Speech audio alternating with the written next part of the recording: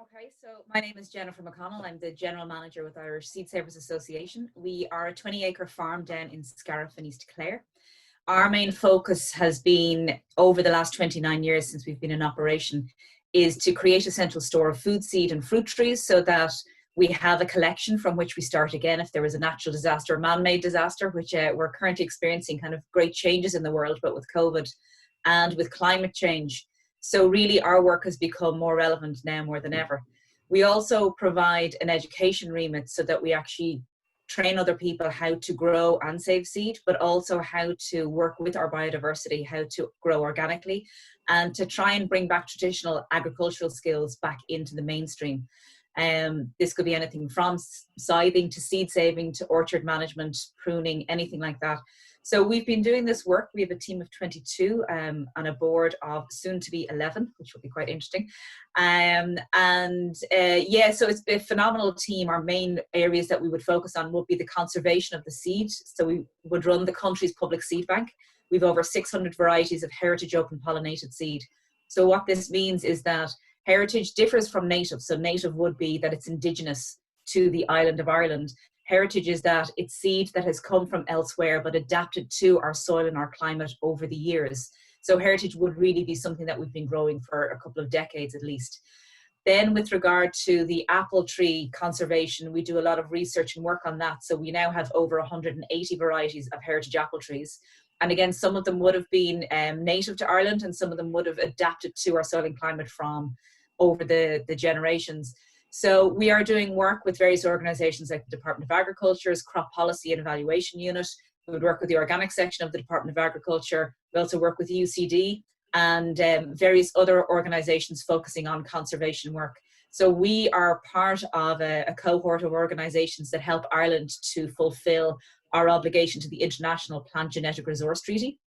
And this is that every country must actually do work on conservation for biodiversity. So it could be plants, it could be animals.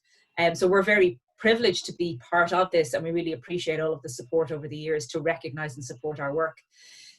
So really that's kind of us in a nutshell, and our main focus now is outreach to try and connect more people to what we do, connect with more growers to actually do training and mentoring on growing and saving seed, with the aim of creating community hubs so that not only will people be supporting local food growers, but that it will tie in with chefs, with food suppliers, food producers, but also incorporating seed into all of that, because without seed, there is no food.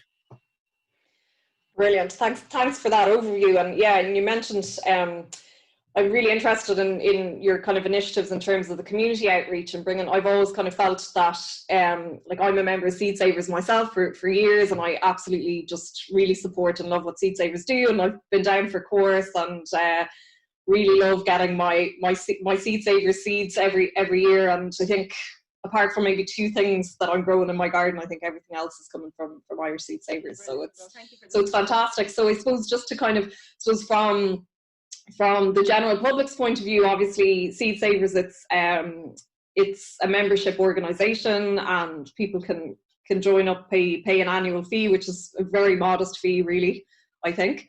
And then you get some free seeds, and you can also obviously buy seeds and attend the courses at discounted rates as well. Yeah, so the whole ethos of the supporter program is, where this would differ from membership, is there isn't a voting aspect to it.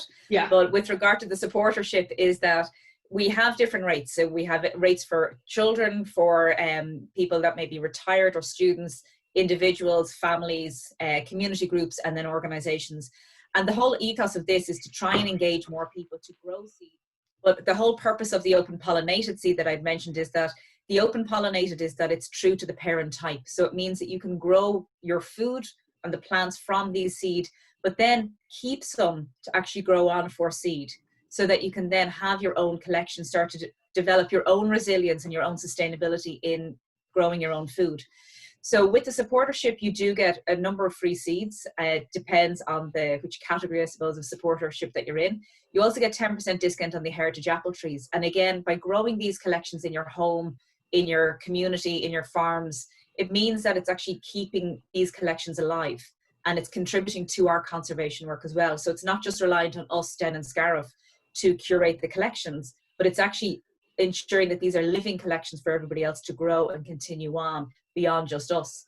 So with the training, that helps us ensure that people understand in terms of quality management, disease protection, you know, so to ensure that the plants are given the healthiest possible chance, but that also to understand how seed is viable, how to recognize that as well, and to ensure that you know which seeds are worth using and which ones may not have worked, could be failed crops, anything like that. But it's to provide a mentoring as such, so that people can actually feel confident in what they're doing when they're growing seed as well.